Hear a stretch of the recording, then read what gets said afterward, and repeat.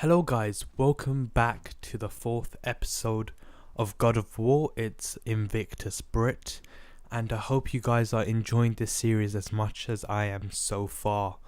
I'm loving bringing this gameplay to you guys. It's really thrilling and it's such a good game.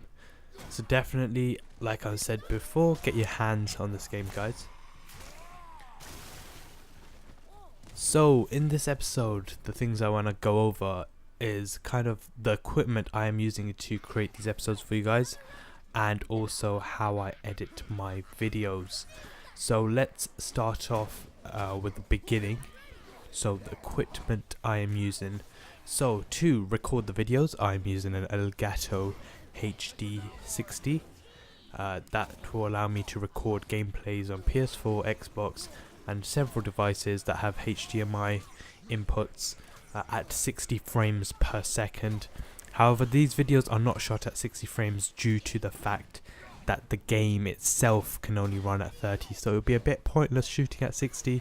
There won't be any benefits there, and it will just increase my render times at the end. So yes, I am recording on a PS4. Obviously, to play God of War you do need a PS4 because this game is exclusive to PlayStation.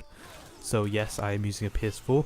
I might get an Xbox in the future to do some Xbox exclusives, although personally, and don't hate on me for saying this, the only one I really like is Forza. Other than that, I'm not a big fan of Halo or I think Gears of War. Like, they don't really interest me as much, so yes. Forza may be the only one that I will get, but in any case, with Xbox games, you can actually get that on the PC itself, because the PC, or if you have Windows, you know, it's a Microsoft product, so therefore it's cross-compatible. But yeah, so PS4 is what I'm currently using. I also have a PC to do gaming with that runs a 1080 graphics card, so Nvidia GTX 1080. It handles most games fairly well. You know, I can play medium to high settings at 1080p with a good 60 plus frames per second. My processor, however, is kind of what lets me down. I have a very old AMD FX 8350, which is about, I think, 6 years old now. It came out December 2012. And I purchased it about 2014. So, you know, it's time for an upgrade, and you guys will see that soon. I also do want to upgrade my graphics card, because the 1080 is good, but in the future the 11 series are going to come out, so 1180 Ti would be my go-to graphics card in the future, although it'll be rather expensive, but that's fine. So to record my audio, I am using the Audio-Technica AT2020 USB Plus microphone. It's a condenser microphone with a cardioid speech pattern. So that means anything directly pointed to the mic will be, you can hear it basically. However, anything that's around it, it won't pick up. So these mics are the best to speak directly into for commentary purposes, hence why I have one. And hopefully you can see the clarity in the audio. It's not crackly, it's quite clear, and there's no background noise that you should be able to hear. Hopefully, if I'm doing my job right, then that's how it should sound. So in regards to editing my video, I am using software such as Sony Vegas. That is my primary go-to editing software, although I think, so I've got Vegas Pro 14. I think they've moved away from the Sony side. I'm not too sure with 15, but I am purchasing 15 very soon, so I can increase my video quality, because they do have a new encoder which uses the Nvidia graphics card. It's called NVENC, I think, and what that does is the render time should be quite low and the file sizes should be decent, but the quality should remain lossless pretty much. So yes, I'll be upgrading to that very soon. I also use Audacity, which is a very common audio recording program that is used for my post commentary audio. So the audio you're hearing right now is straight through Audacity. I don't do any post audio enhancements. I don't do any noise cancelling because the microphone is perfectly fine. I don't increase any of my levels such as bass, treble, etc. I leave it all stock because it's fine. Same with my videos, in fact. I don't add any color correction, color curves to it. You know, I don't saturate it a bit more. It's just all natural. So I try to keep the videos like that. It kind of reduces my workflow, or not workflow, my work time. But it, you know, in games like this, you don't really need to add that because you want to kind of see the game at its natural beauty. You don't want to see all these post color corrections for a game such as this. So it's fine, and what it does is it reduces my render times because obviously a more heavily color corrected video will have more effects on them, and therefore render time will be much longer. And I can't really afford to do that right now due to my hardware compatibility. It's not the greatest, but don't worry, soon guys, you'll see a much bigger increase when I do have my Ryzen 2700X, which I did mention in the last video if you guys did watch that.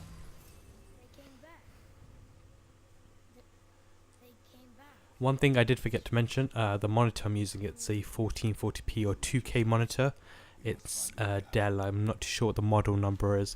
I'll leave that in the description below alongside my other parts on my PC build, etc. I'll leave in the comments section below.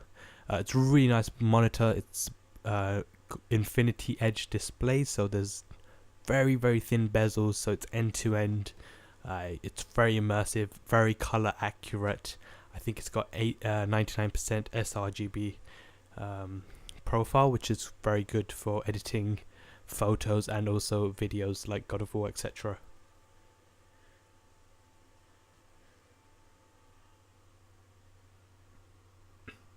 So right now we've come into this place. What's happened, if I just explain a bit, because I have spoken quite a bit for now. So actually one thing I did notice is I was butchering Atreus, I think that's how you say his name. So I was calling him Artius, I think it's Atreus. So I've been butchering his name, so let me say that right. Atreus just got his first kill on a human, although he had to do it because the guy was going to kill him. He obviously is very down about that, and you can see now from his persona, the way he's acting towards his father is very cold. It's quite upset about it, and you know, Kratos is kind of pushing him along, like, come on boy, he was going to kill you, etc. To kind of make it feel a little bit better about it, but you know, it's his first kill, so you know, he's kind of getting into the side where he starts helping you out in the future when it comes to combat. But as for now, it's just him shooting arrows, but you'll see in the future some excellent things that Atreus does, and he does actually save you sometimes, so you know, you've got to owe a lot of the gameplay to this boy.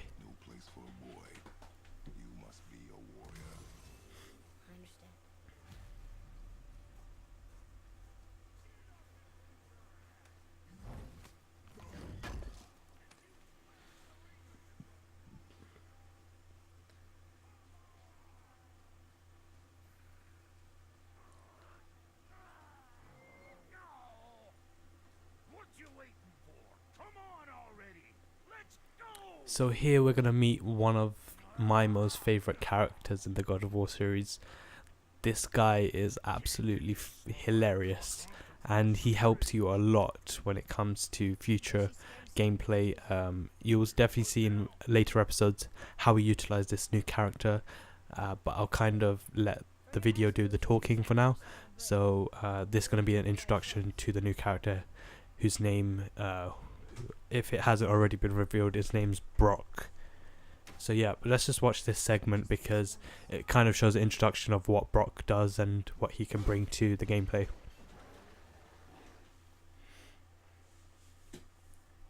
Another thing you see here is Atreus's kind of skill of being able to talk to animals, so, or being able to vision things. So right there he predicted that there was something in the tree which was stopping the animal from going past. So that's kind of foreshadowing to what's to come. I haven't actually got that far, but definitely I feel there's big things to come for Atreus.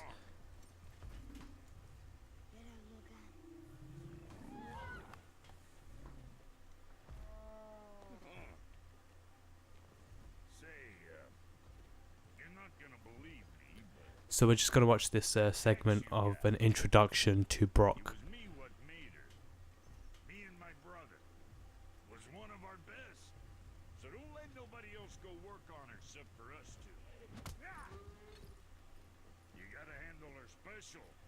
Or she'll wreck beyond fixing. I can enhance her for you right now if it so pleases you, son of a bitch. So what say you? You are right. I do not believe you. Come, boy. There's a rune in the shape of a fork under the grip.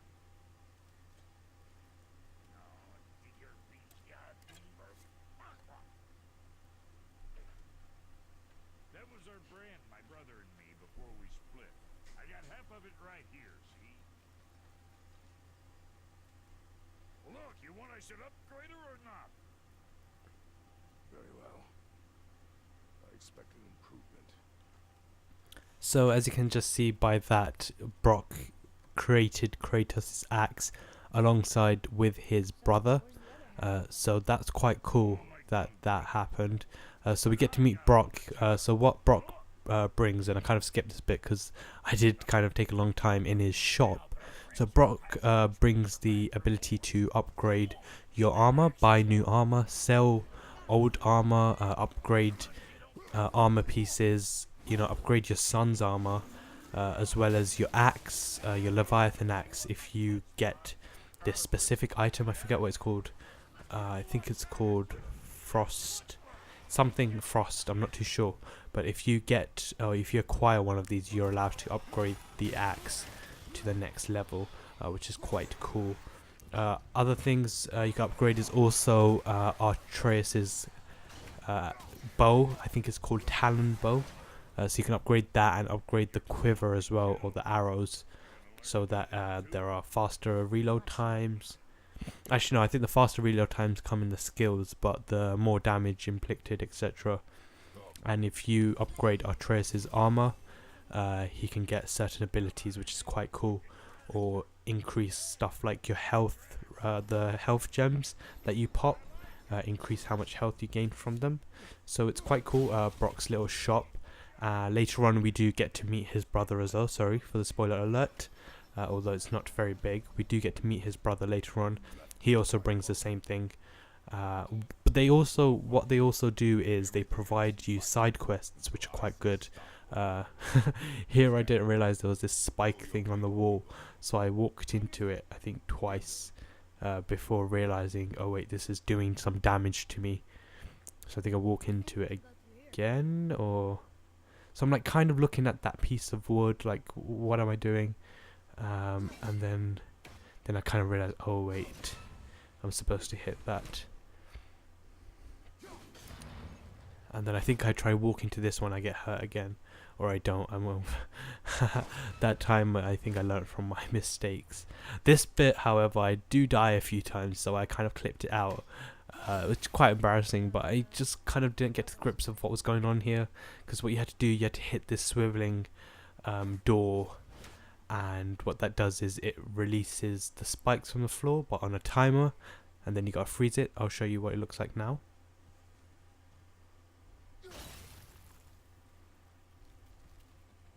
Or hopefully I'll show you. So yeah, like that. And then you have to freeze it to stop it from coming. But what I then did is I jumped over, there were some guys on that side. I fought them, but then I recalled my axe, which let the spikes drop and kill me. So I've done that twice, which is embarrassing, so I cut that bit out. But yeah, we got past that bit, and now we're kind of outside finally. And we can see the mountain a bit more closer now, kind of closer to our kind of goal as per se. So that's where we're supposed to put Kratos' wife's ash, like the peak of that mountain. So yeah, guys, I was supposed to go through some top tips personally from playing God of War. However, you know, speaking too much about other things has kind of overlapped that for me, unfortunately. But what I'll do is in the next episode, I'll definitely cover my top tips on God of War. After playing it for a while, I've kind of learnt the things that you should and shouldn't do to progress quicker in the game and to have a better experience. So I'll definitely go over that in the next episode, but we've got about, I think, 5-6 minutes left. So what I want to talk about in the last few minutes is kind of an idea that I had, or I started off actually filming this in live commentary, but it kind of didn't work out well because I was starting the game off. I didn't really know much about the game. Kind of the combat system was a bit difficult for me to grasp at the beginning. So it took me a while to get to grips with that, and then that came out in my commentary when I was very quiet, didn't say much. So I don't know. I do want to try it again. I do want to try live commentary. So a future episode, I'm going to be doing a side quest, and what that side quest will entail is a live commentary from myself. And you guys let me know what you prefer. If you prefer post commentary like I'm doing now, which will allow me to kind of have topics in mind to talk about, or if you want me to do live commentary. Live commentary personally will make my life a lot easier because of the fact that there isn't two processes of creating the video, so I don't have to record it then do commentary. Whereas live commentary, I do it all in one, so I can straight away render the video, get it uploaded to you guys. That will produce quicker videos and make it easier for me. But you know, it's all up to you guys, your personal preference. I enjoy both, so I don't mind. So let me know guys in the comments section below if you want me to do live commentaries. So I'll do that future episode, and then let me know from that one, or if you want to let me know in this episode, please do. Something happened.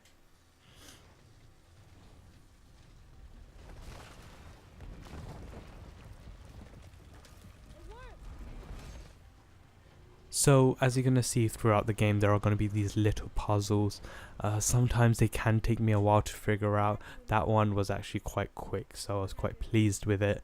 I did cut it out because it did take me like a few minutes that I didn't want to really show, but nonetheless it was quite a quick one. And these puzzles are nice, interactive. You know, you interact it with your son as well. He's actually very clever. Like, he obviously understands the language of the Norse, whereas Kratos doesn't, because he's, well, I don't actually know if Kratos is he Greek mythology? Is he? I'm not sure, but yeah, or maybe he's none. He's neither, because Greek mythology, the God of War is Ares, who was actually killed in the first God of War. So I don't think he's Greek, but anyways, kind of sideway, or kind of getting into a whole nother story. Maybe I can do a whole episode of the God of War history if you guys don't know that, or about Greek and Norse mythology, because I'm actually very interested in that. I'm currently watching a TV show called Vikings, and it's all about Norse mythology, so the likes of Odin, Thor, Ragnarok, etc. So let me know if you guys want an episode on me kind of going over these details, because I'll be very happy to do it, because I'm very interested in the topic. So do let me know guys. So here we got a boss battle. This one I do a lot better than my first one, although I'm still trying to get used to the combat. I am slightly a bit more better at the combat system, but yeah, trying to get used to it. As you can see, I'm taking a lot of damage on this guy. I'm doing a lot of damage on this guy, and I think I do activate my rage mode, which just absolutely annihilates this dude. So I think I do that very soon, although to be honest I didn't need to, because I already took 3/4 of his health just by hacking at him for a few seconds.